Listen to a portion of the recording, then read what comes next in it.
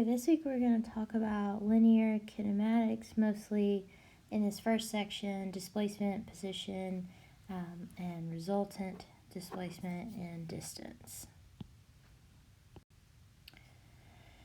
So here's some objectives we're going to go over. This includes also the second part of Chapter 2. So we're going to talk about linear, angular, and general motion, defining distance traveled, and the difference between that and displacement, average speed and velocity, the difference between those, instantaneous speed and instantaneous velocity, as well as some components of acceleration. And again, we're going to go over units. As we know by now, those are very important with biomechanics as a whole. So with linear motion, or as it can also be called translation, all points of the body move. They're moving in the same distance, in the same direction, and at the same time. So those three components are extremely important in identifying what can be defined as linear motion versus curvilinear. So there's two main categories of motion: rectilinear translation and curvilinear. Rectilinear is a straight line. So if you think about a figure skater gliding across ice in a perfectly straight line, that would be considered rectilinear translation. And then curvilinear translation is movement along a curved line. So this can be when the center of mass or is airborne or in projectile motion, projects some type of curvilinear line like this, and the horizontal and vertical motion are superimposed. So one thing that you can do in determining whether something is rectilinear or curvilinear is if you have an object and you think about 2 points on that object, if those 2 points at all times remain in parallel and the orientation of this doesn't ever change, okay, that is going to be rectilinear translation.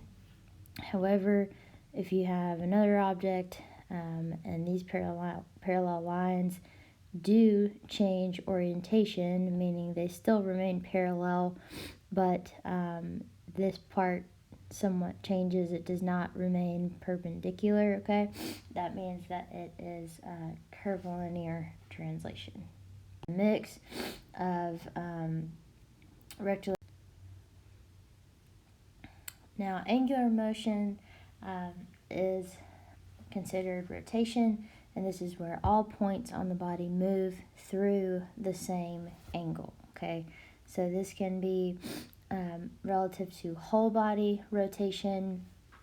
If you think about someone doing a pirouette, all right, if they're rotating in the air and they're simply rotating around their center of mass, that is considered angular rotation.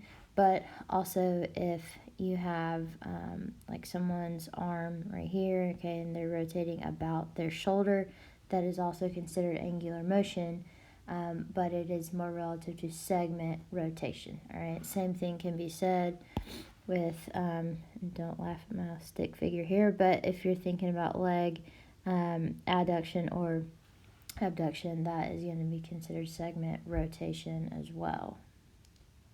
So we're talking about curvilinear. Now, general motion is a mix of the previous categories of angular motion here, all right? Now, the important part of general motion, okay, is yes, it does combine angular and linear motion, but it is the most common category of motion in human movement, okay, especially in sports, all right, sport and exercise. You need to know that, and the importance of that is while movement is most commonly categorized with general motion, when we use biomechanics or analysis with biomechanics, we're most likely going to break it down, break movements down between linear and angular. All right, if you think about if you're walking like through the cage, your trunk is going to experience linear motion, but your legs are going to experience angular motion through that entire cycle, right? But the way that we're going to analyze motion, such as walking, we will separate those two, breaking them down first into linear and angular motion. Now, with linear kinematics, there are descriptors of linear motion. The first is how far, what direction, how fast, is it speeding up, is it slowing down? So how far is probably going to be your distance, okay? What direction is probably going to be relative to displacement. How fast is typically going to be described with velocity, and speeding up, slowing down is going to be defined by acceleration. We're going to go over the distance and displacement parts with this lecture, and then talk about velocity and acceleration in our next lecture. Now with position, you are identifying location in space, okay? So you're thinking about the start of the movement, the end of the movement, specific time during movement, and you're going to use a fixed reference point to serve as some origin, all right? Now with sport, we're often going to be looking at starting line, finish line. You can also think about it in a two-dimensional frame where you have a goal line, a sideline, and you can use the Cartesian coordinate system, which we will talk about in a minute. But then you can also have 3 dimensions with the ball being on a tennis court from the baseline and then to the sideline, and even how high that object is going. All right, so again, 1 dimension is going to be simply start to finish, straight line most likely. 2 dimensions, you're going to have x and y coordinates. 3 dimensions, you're going to have a z coordinate or the height coordinate. So I'll put it here on the slide. 2 dimensions is going to be x and y. 3 dimensions is going to add z in there, which will be the 3-dimensional height of some type of object. It could be a tennis ball, or it could be the person themselves.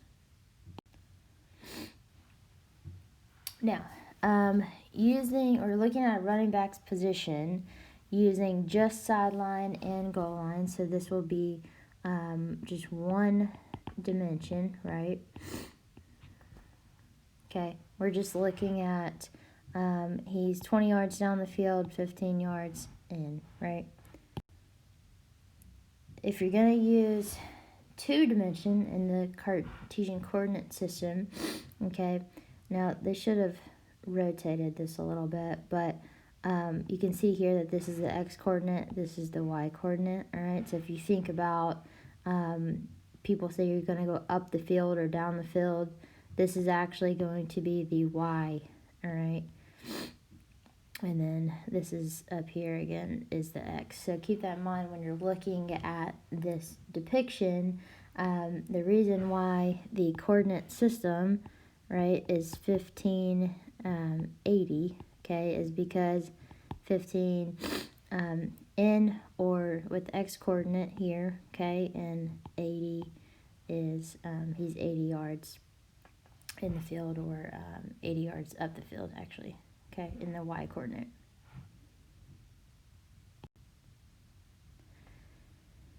Now, something that is going to be really important for the basis of biomechanics, especially for students that have not taken physics yet, is the difference between distance and displacement, and how to define those and calculate those within specific scenarios. So both measure change in position or motion in general, but distance is a scalar quantity, okay? meaning it does not have direction. But displacement, as we've talked about, is a vector quantity, meaning that it does consider direction here. All right, x is always, the x direction is always going to represent horizontal distance or displacement.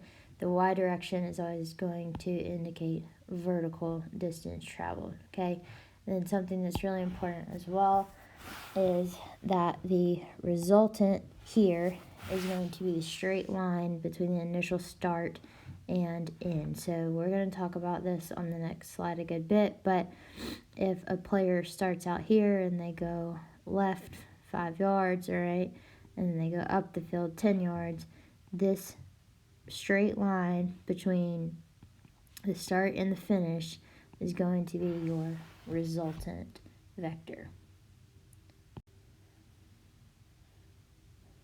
Now, if we look at this depiction, and this is also in your book if you want a little bit more explanation or different explanation, is this is looking at strictly the distance traveled of this football player from start to finish, okay?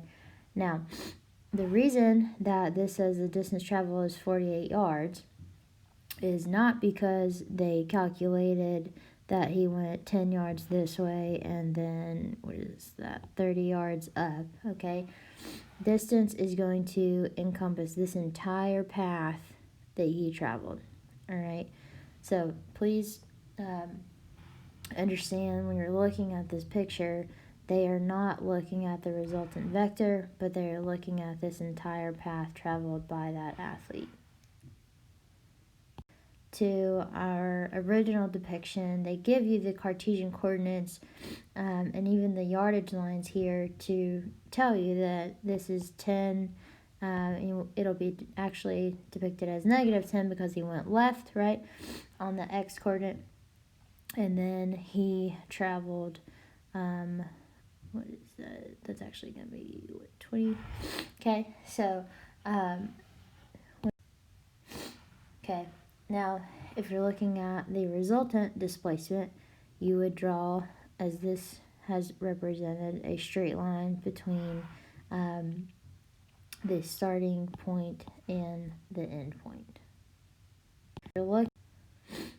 Now, one thing that we're going to talk about a good bit in class is calculating this resultant vector, all right? So if you go back looking at this this resultant factor, okay, you're given the change in the y direction and change in the x direction, you need to be able to calculate this r, okay? Now, if you remember from trig in high school or middle school, we're going to use this simple a squared equals b squared plus c squared, all right? So keep that in mind when you're coming to class, and try to look at this in your book prior to class tomorrow, and we will go over some or multiple practice problems so that you can be well versed in determining this resultant factor, calculating that, as well as calculating these angles within these right triangles, okay? So if you remember this is also from trig, sine opposite over hypotenuse, cosine is going to be your adjacent over your hypotenuse, and then tangent is going to be opposite over adjacent. So keep that in mind as well when you're prepping for class.